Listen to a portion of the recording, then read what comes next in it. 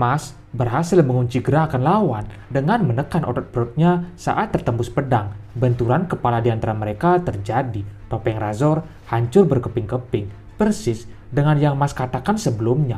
Terlihat Razor adalah pria yang memiliki rambut panjang. Saat melihat wajah musuhnya itu, Mas nampak kaget, bukan karena lawannya mirip perempuan, tapi ada hal yang lain yang membuatnya seperti itu. Razor memiliki mata kiri yang aneh, tak selayaknya mata manusia biasa. Mata kiri Razor terlihat seperti mata kucing dengan garis-garis kotak mengitar. Mas bertanya-tanya, mata marah Razor itu jangan-jangan.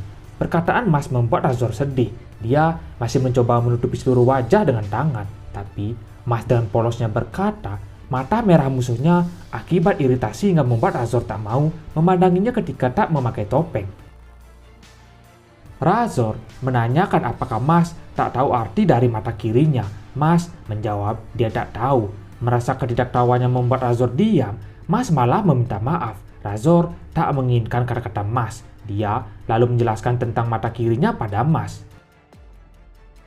Mataku ini disebut mata iblis, mata terkutuk yang menghapus sementara sihir semua orang yang melihatnya. Sihir adalah segalanya di dunia ini. Karena itulah aku adalah seorang paria, target cemooh dari orang-orang yang mengetahui mataku ini, kata Razor. Bukannya kaget, Mas malah nampak sedih. Dia kasihan pada Razor karena melawan menggunakan mata iblis tak akan berguna. Razor tak bisa memakai kekuatan matanya pada orang seperti Mas yang memang tak memiliki sihir sama sekali. Mendengar perkataan Mas, Razor tertawa. Saat dia menunjukkan seluruh wajah, ternyata Razor memiliki garis ganda yang berarti kekuatan sihirnya di atas rata-rata. Aku musuh alami bagi semua pengguna sihir. Aku telah ditakuti dan dibenci sepanjang hidupku. Aku dibenci oleh semua orang, bahkan oleh kedua orang tuaku sekalipun. Namun walau begitu, seorang yang merasa sangat diberkati sepertimu mungkin tak akan bisa mengerti. Takkan mengerti seperti apa rasanya, berharap tak pernah dilahirkan. Terpancarkan kesedihan dari hadapan Razor setelah mengucapkan hal itu. Mas hanya bengong memandangi lawannya. Merasa penjelasan sudah cukup, Razor kembali mengaktifkan sihir Acceleris.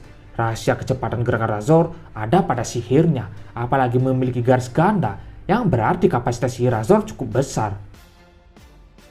Razor mulai serius. Dia mengeluarkan sihir tingkat 2 yang dia namai Force Field. Arena pertarungan mereka dikelilingi sihir milik Razor. Sihir tanda arah bawah dan ke atas mengurung mereka berdua, tak hanya di area sekitar saja. Kini sihir Razor menempel pada tubuh Mas. Saat Mas menyadari hal itu, tiba-tiba Razor sudah berada di depannya siap untuk menyerang. Mas sebenarnya tahu dirinya akan diserang, namun ada sesuatu yang aneh. Gerakannya terasa lambat. Saat diserang, tubuhnya terasa lebih lambat untuk menahan serangan lawan dibandingkan sebelumnya. Beberapa tempasan pedang Razor mengenai Mas. Dia seolah-olah terlambat melakukan pertahanan. Begitupun sebaliknya, ketika ingin memukul Razor, gerakan tangan Mas terasa lebih pelan dari biasanya. Dia juga menyadari hal itu. Saat musuh sudah tak ada di depan, tangan Mas baru merespon untuk memukul. Lagi-lagi banyak darah bercucuran dari tubuh Mas. Ternyata medan sihir tingkat 2 yang dikeluarkan Razor lah penyebabnya. Kau terkejut dengan melambatnya dirimu kan? Medan ini mengurangi kecepatan siapapun yang ada di dalamnya dan memberikan kecepatan itu padaku. Jelas Razor. Di tubuhnya sekarang terdapat tanda arah ke atas. Berbeda dengan Mas, tertempel tanda ke bawah. Razor kembali menyerang Mas. Serangan Razor semakin besar, tebasannya jauh lebih banyak. Mas tak bisa berbuat banyak. Dia hanya bertahan dari semua serangan milik lawan. Kau takkan bisa mengenaiku untuk kedua kalinya. Ini adalah akhir darimu, kata Razor dengan tatapan seriusnya. Merasa tak akan membuahkan hasil jika hanya bertahan, Mas memiliki ide. Lalu dia mengepalkan tangan untuk memukul sesuatu. Melihat gerakan Mas membuat Razor bingung. Dia bertanya-tanya apa yang akan Mas lakukan. Ternyata Mas berniat memukul lantai ruangan. Pukulan Mas membuat lantai ruangan terbelah. Razor terkejut. Padahal gerakan Mas sudah diperlambat oleh sihirnya. tapi masih cukup memiliki kekuatan sebesar itu. Namun, jika menghancurkan lantai takkan cukup untuk menghentikan serangan Razor. Pemilik mata iblis itu kembali bersiap melancarkan serangan.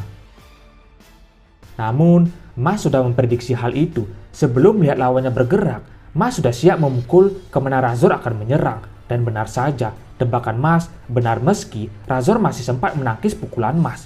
Tapi hasilnya, pedang besar milik Razor hancur. Pukulan Mas semakin mengerikan ketika dia bertarung dengan serius. Jadi begitu, dia sengaja membelah lantai bukan hanya untuk menghentikan seranganku, tapi juga untuk membatasi gerakanku.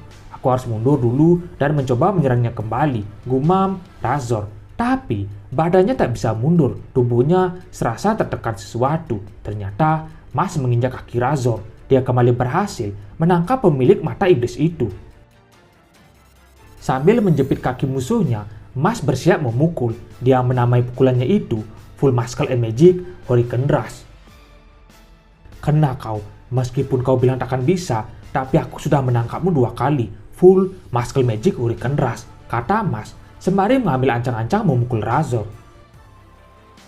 Pukulan Mas mendarat keras di perut Razor. Getaran terjadi di area milik sihir tingkat 2 Razor. Udara di sekitar area lingkaran seolah-olah berhenti berembus beberapa detik. Mata Razor terbelalak, perutnya terasa terlilit menerima pukulan Mas. Razor terpental jauh hingga terbentur di langit-langit ruangan. Area mantra sihirnya tertembus. Razor merasa tak bisa menerima pukulan Mas terus-menerus. Apa-apaan kekuatan ini? Cuma bermodalkan otot-ototnya saja. Mantra tingkat 2-ku hancur. Ini tak bisa dibiarkan. Akan terlalu berbahaya jika terus seperti ini, gumam Razor. Setelah berbenturan dengan langit-langit ruangan hingga hancur, Razor berusaha mengamati situasi untuk menyerang balik Mas. Namun, itu tak mungkin terjadi. Belum apa-apa, Mas sudah kembali berada di belakangnya mendaratkan tendangan.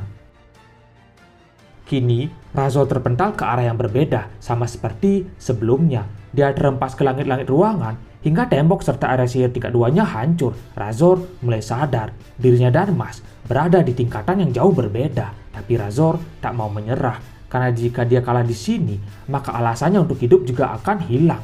Razor menebaskan pedangnya, tapi Mas menggenggam dengan tangan kosong hingga pedangnya kembali patah. Mas benar-benar serius kali ini. Dia memukul dan mendang Razor ke kiri ke kanan, ke atas dan ke bawah, hingga musuhnya itu benar-benar babak belur. Razor terus berusaha melakukan jurus-jurus serangan seperti Queen Drive, Pectoral, Leo Fist, tapi tetap gagal menahan Mas.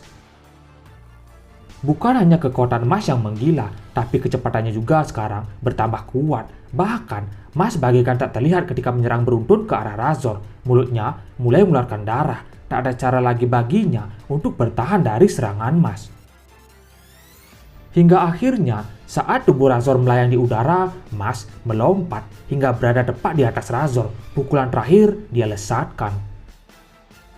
Tubuh Razor terpental keras ke bawah hingga lantai ruangan tersebut hancur. Pecahan lantai bertebaran. Razor tak bisa berbuat apa-apa lagi. Semua sihir miliknya gagal menghentikan Mas. Serangan cepat, keras, serta brutal tadi membuat asap di seluruh ruangan. Tampak bayangan mereka berdua sudah berhenti bertarung. Mas masih tetap berdiri tegap, sedangkan di depannya Razor sudah tergeletak tak berdaya. Dia sudah kalah. Aku hanya bisa membayangkan bagaimana andai aku dilahirkan menjadi normal, tak memiliki mata iblis ini. Dulu aku masih anak-anak ketika keanehan mataku ditemukan.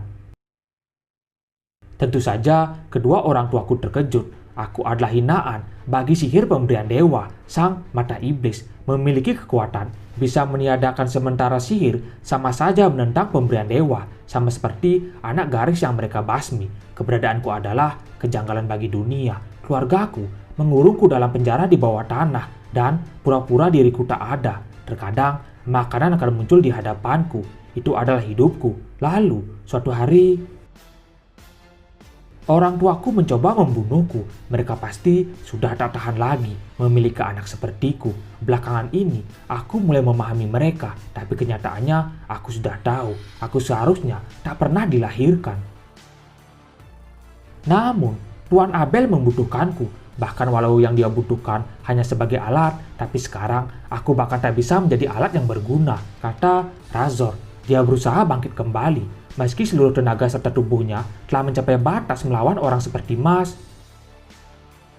Razor masih ingin berusaha, namun dia mulai menyesali nasibnya. Sekarang karena kalah melawan Mas, dia kembali tak diinginkan oleh siapapun lagi. Mas mencoba menghibur Razor.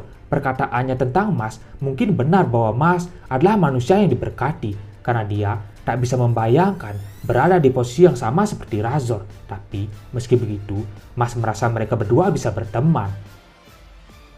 Kau ini orang yang sangat penerima. Aku berharap bisa jadi sepertimu. Tapi kau tak perlu mencoba. Itu tak semudah yang kau pikirkan. Aku sudah terlalu banyak melihat orang mengubah sifat mereka padaku karena mata ini. Selama aku memilikinya, sikapmu padaku suatu hari nanti juga akan berubah. Tapi untuk kebaikanmu, biar ku beri saran. Jangan melanjutkan lebih jauh lagi. Kau tak bisa mengalahkan Tuan Abel. Saat kau masih menghadapinya dulu, itu bukan apa-apa. Bahkan, jika kau masih punya stamina setelah ini, kau belum sempat Razor menyelesaikan sarannya. Mas memotong. Dia berterima kasih atas saran dari Razor. Tapi bagaimanapun juga, Mas masih berniat menghajar Abel. Dan untuk berteman, Mas tak akan berubah sikapnya pada Razor. Mau seberapapun dunia ini membenci matamu, mau apapun yang dikatakan orang lain padamu karenanya, sikapku padamu tak akan berubah, kata Mas. Kata-kata Mas membuat Razor terdiam. Itulah yang diajarkan oleh ayahnya dulu. Yang dimaksud Mas adalah kakek Vanden. Dirinya yang tak bisa memakai sihir memiliki sifat seperti itu. Mas meninggalkan Razor. Tak lupa, dia akan mengundang Razor makan kue sus bersama jika mereka bertemu kembali. Razor tersenyum. Dia menyebut Mas adalah orang yang aneh.